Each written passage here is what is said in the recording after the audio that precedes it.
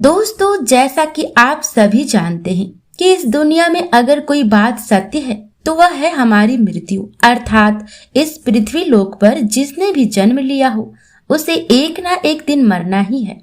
लेकिन सबसे बड़ी हैरानी की बात यह है कि मनुष्य इसके बारे में जानते हुए भी इस सत्य से भागता है। इसका सबसे बड़ा कारण यह है कि मनुष्य को मृत्यु के रहस्यों की जानकारी ना होना। इसका वर्णन हिंदू धर्म पुराणों में से एक गरुड़ पुराण में विस्तार से किया गया है।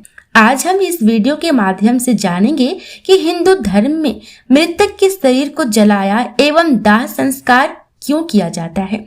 आइए जानते हैं इस वीडियो में एंड तक जरूर बने रहें ताकि आपको पूरी जानकारी मिल सके। गरुड़ पुराण के धर्म कांड प्रेत कल्प अध्याय में वर्णित कथा के अनुसार इस बात का वर्णन किया गया है कि जब मनुष्य की मृत्यु नजदीक आती है तब उसके शरीर की स्थिति क्या होती है, और साथ ही यह भी बताया गया है कि इंसान की मृत्यु हो जाने के बाद उसके शव के साथ उसके परिवारजनों को कैसा व्यवहार करना चाहिए ताकि मृत आत्मा को जल्द से जल्द मुक्ति मिल सके।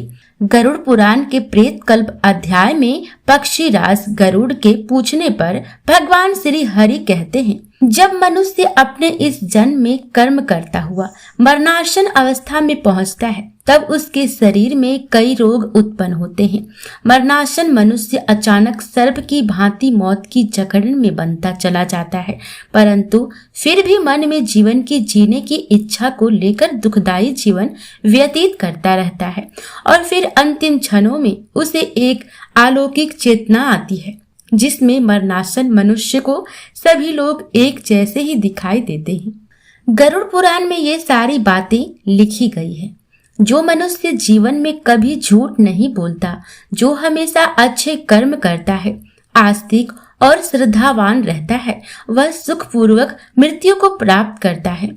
वही जो मनुष्य मोह और अज्ञान का उपदेश देता है वह मृत्यु के समय महाअंधकार में फंस जाता है।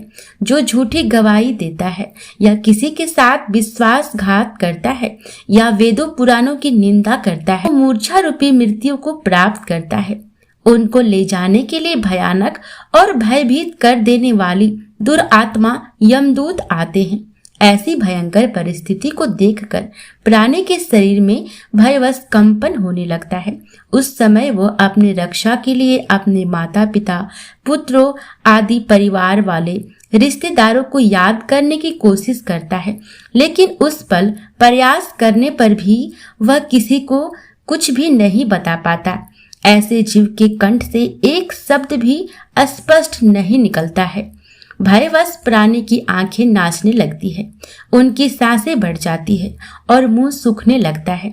इसके बाद ही वे शरीर का परित्याग करता है। इसके बाद जब यमलोक पहुंचने पर जीवात्मा जब यमराज को देखकर भयभीत होने लगता है, तब यमराज के आदेश से जीवात्मा को पुनः एक बार फिर धरती लोक पर उसी स्थान पर लाकर छोड़ दिया जाता है जहां उसका मृत शरीर रखा हुआ होता है। ऐसे में जीवात्मा वापस आने पर पुनः अपने शरीर में प्रवेश करने की कोशिश करता है, परंतु यमदूतों द्वारा पास में बने होने के कारण वे अपने शरीर में प्रवेश नहीं कर पाता है। ऐसे में उस जीवात्मा को भूख एवं प्यास सताने लगती है और उससे जब यह कष्ट सहन नहीं होता तो फिर वे जोर जोर से रोने लगता है, परंतु उसके रोने की आवाज किसी को सुनाई नहीं देती है। तो अगर किसी इंसान की मृत्यु हो जाती है तो आपने भी देखा होगा कि परिवार के लोगों के द्वारा मृतक के शरीर को घर के आंगन में लिपे हुए गोबर के स्थान पर कुश और तिल रखकर उसे लेटा दिया जाता है। गरुड़ पुराण में भगवान ने इसके बारे में विस्तार से बताया है कि ऐसा क्यों करते हैं। जब भी किसी मनुष्य की मृत्यु हो जाती है तो उसके घर के आंगन में गोबर से लीप कर उसके ऊपर कुश और तिल बिछाना चाहिए। उसके बाद उस स्थान पर मृत शरीर को लेटाना चाहिए, क्योंकि ऐसा करने से मृत प्राणी अपने समस्त पापों को जलाकर पाप मुक्त हो जाता है। स्वयं विष्णु जी ने कहा है कि तिल हमारे पसीने से उत्पन्न हुआ है, अतः तिल बहुत ही पवित्र है। तिल का प्रयोग करने पर असुर, दानव और प्रेत भाग जाते हैं और कुश मेरे शरीर के रोमों से उत्पन्न हुआ है। कुश के मूल भाग में ब्रह्मा, मध्य भाग में मैं और अग्र भाग में भगवान शिव विराजमान रहते हैं। ये कुश मृत आत्मा को दुर्गति से उद्धार करता है। अगर मृत शरीर को बिना गोबर से लिपी हुई भूमि पर लेटा दिया जाए तो उस मृत शरीर में यक्ष, पिशाच, प्रेत एवं राक्षस कोटि के क्रूर कर्मी दुष्ट प्रविष्टि हो जाते हैं। मृत शरीर को कुश के आसन पर लिटाने के बाद उसके मुख में पंचरत्न डालना आवश्यक है, क्योंकि स्वर्ण अथवा पंचरत्न सभी पापों को जलाकर आत्मा को मुक्ति की तरफ ले जाता है। अगर ऐसा नहीं किया जाए तो प्रेत आत्मा मृत शरीर में प्रवेश कर जाती है। इसके बाद परिवार जनों को चाहिए कि वे मृत आत्मा के मुख में गंगा जल या तुलसी का पत्ता जरूर डालें। फिर बिना किसी शोक के उस मृत शरीर के पास भगवान विष्णु का नाम ले, क्योंकि जब भी किसी की मृत्यु होती है तब यमराज अपने दूतों को यह आदेश देते हैं कि जाओ और उस आत्मा को मेरे पास ले आओ जो हरि का नाम नहीं लेते हैं या फिर उसके नाम का श्रवण नहीं कर रहा हो। इन सब के बाद मृतक के परिवार वालों को करना चाहिए कि मृतक के शरीर को बांस के बने सैया पर लेटाकर उसे शमशान ले जाना चाहिए। उसका विधि पूर्वक दाह संस्कार किया जाए। इसके बाद शमशान पहुंचने के बाद मृतक शरीर को जलाने वाली जगह को गोबर से लीप ले और साथ ही यह भी ध्यान रखे कि उस स्थान पर किसी को जलाया ना गया हो। फिर विधि विधान से उस चिता का निर्माण करके उस शव को उस पर रख दे। फिर पुत्र, पौत्र या परिवार के किसी सदस्य के द्वारा मृतक को मुख अग्नि दे।